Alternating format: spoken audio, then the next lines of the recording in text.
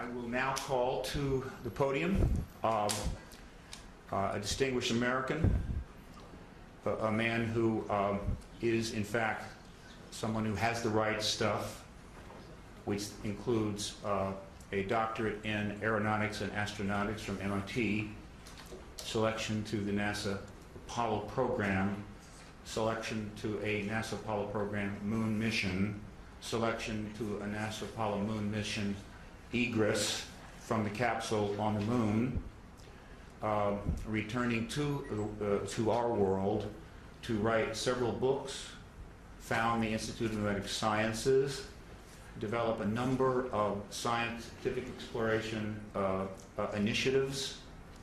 A man who's received far more awards than I could possibly list here, but which do include the Presidential Medal of Freedom nomination for the Nobel Peace Prize in a number of honorary doctorates.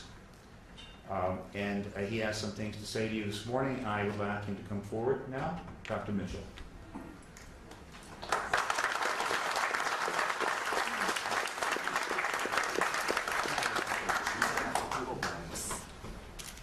Thank you very much for being here. My story with regard to the disclosure process is very simple. I grew up in Roswell, New Mexico, the site of the first UFO crash, the alleged UFO crash.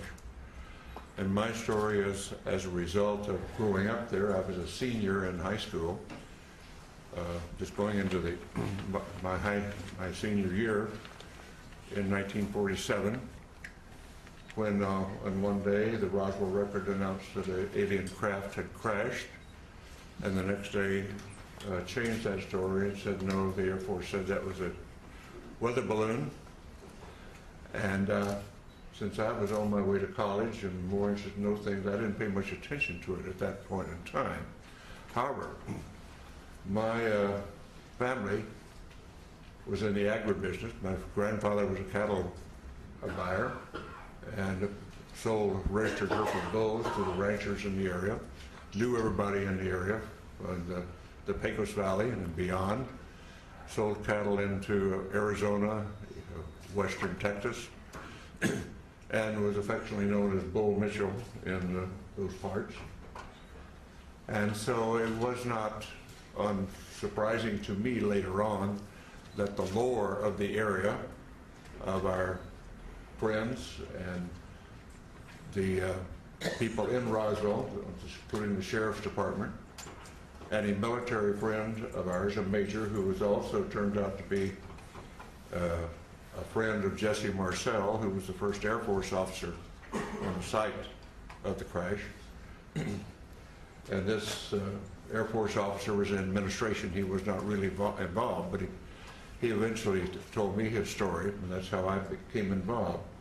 So after my Apollo flight, I did very little. I knew nothing but the lore of the region up until that point. But after my Apollo flight, when I was back in the area and visiting relatives and friends, some of the people in the area who had been involved, what I call the old timers, who were involved in the 1940s, 1947, and subsequent with the Roswell crash, and people like in the sheriff's department who had been to the crash site and were supervising traffic. My friend and friend of our family, the major, who was an office mate of in the administrative function at Walker Air Force Base. These folks, because they had been shushed and told not to talk about their experience by military authority in those days, and on dire consequence if they did, felt that here in the 70s, many years later, that they didn't want to go to the grave with their story. They wanted to tell somebody reliable. And being a local boy and having been to the moon, they considered me reliable enough to whisper in my ear their particular story and their association with the Roswell crash, including the family of the undertaker who provided coffins for the alleged alien victims, and others on site who had been involved or knew the story.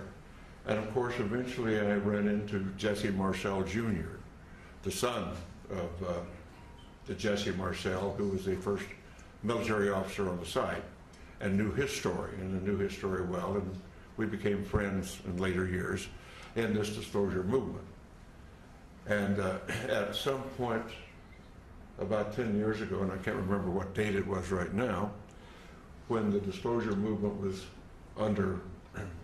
going strongly, I came here to Washington with a Navy commander by the name of Will Miller and Dr. Stephen Greer, and we were able to get an appointment at the Pentagon to talk about what we knew, or what we allegedly knew, what we thought we knew, and went and told our story. And the powers that be at the Intelligence Committee of the Joint Chiefs of Staff listened to our story and said, the Admiral said, well, I don't know that story. I don't know that that's true, but I will find out. So we departed, went on our way, and subsequently learned through Dr. Greer and through Will Miller, and that those stories had been confirmed, and that the Admiral had been denied access when he tried to get into the inner workings of that process. And we had confirmation of that, although that Admiral now denies the fact that this is the fact. So my story is essentially that. I do have no firsthand experience with the ET effort, except the fact that I know all of these research people that you'll hear from today, and some who are not here today, who have spent a long amount of their lives and time doing research into the alien visitation, UFO crashes, and so forth. And I urge that those who are doubtful read the books, read the lore, and start to understand what has really been going on, because there is no doubt we are being visited. And as a person who is a part of the first generation of being a spacefarer of our civilization and having gone to the moon, and realizing that I do, and many of us do now, that have seen the Hubble pictures from space, the universe that we live in is much more wondrous, exciting, complex, and far-reaching than we were ever able to know up to this point in time. And the fact we have wondered, were we alone in the universe forever? Only in our period do we really have evidence, no, we're not alone.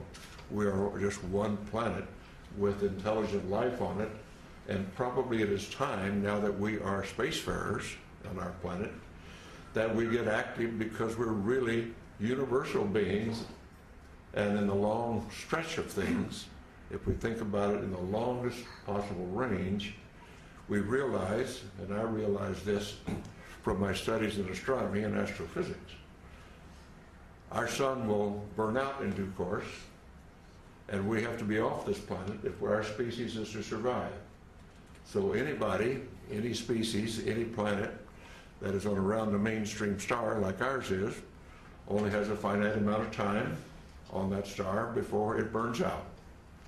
And so our destiny, in my opinion, and we might as well get started with it, is become a part of the planetary community of nations, of planets, just like when we were much newer on this planet, and we found tribes over in the next valley or across the next mountains, and we started forming communities then and reaching out beyond ourselves. At this point in human history on this planet, we're now starting, and ready should be, to reach out beyond our planet and beyond our solar system to find out what is really going on out there. And the 20th and 21st century that we now live in, the beginning of the Industrial Revolution really didn't take off until the 19th century. And I tell the story to some of my younger audiences, particularly in schools, that my great-grandparents went across from South Georgia to West Texas in a covered wagon at the end of the Civil War in the 1870s. My family, my father's generation, was involved with going off the planet in aircraft. And less than 100 years later, I went to the moon.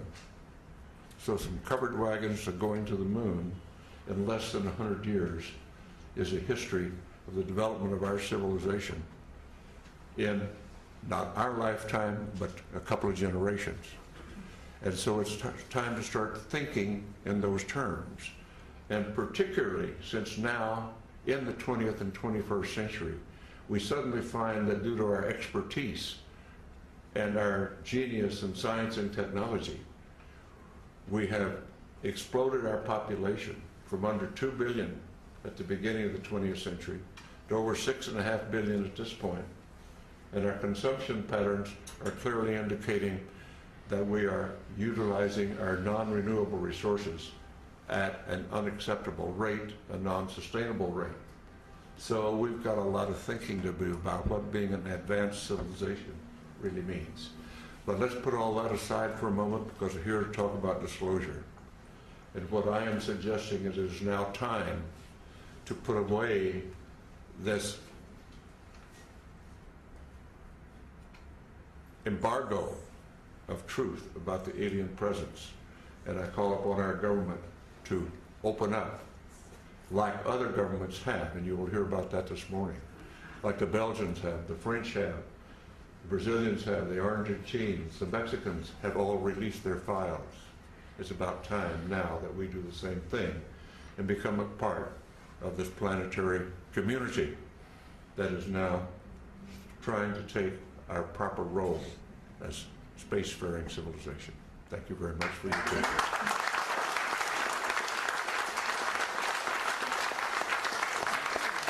All right, now, would any of the media like to ask either of these gentlemen a question at this point? Any of the reporters? Yeah. Alan? Can you tell us, Dr. Mitchell, exactly what the locals of Roswell told you, if you could remember specifics? On the mic. Yeah. Yes, it was that the Roswell event was an alien craft, that it was not of this planet. That's the essence. What they really told me was their particular, each one had some particular part of it, like a sheriff's deputy was controlling traffic but heard from what the other people what was going on. The family of the undertaker told about the small coffins that were created for the alien bodies. And my Air Force family friend said yes, he had heard the same thing from Major Brazel. Each one of them just told what their portion of the activity was all about. So putting it all together, the sum total was, yes, it was an alien spacecraft. Thank you. Okay. Another question? Just had another question about Sure. fellow astronauts talking to you about seeing space, UFOs in space. No, I have talked to all of the astronauts up through the Apollo program. And the only ones that have had UFO experience were in their Air Force careers, where were vectored to chase a UFO, never quite made it, couldn't quite get them in their sights or whatever. And that was Deke Slayton, and Gordon Cooper had his experience that's been well recited about seeing one land at Edwards Air Force Base, seeing the pictures of it. Suddenly the pictures disappeared into the vaults of Washington and never returned. But the military people that had UFO experience were in their Air Force careers before the astronaut program. And of course, being a military and a Navy pilot myself, the stories among airline pilots and other pilots is they're just all over the places. And we're all told, shut up about it. I never chased one myself, but all my friends that did, where it was all the same thing, don't talk about it.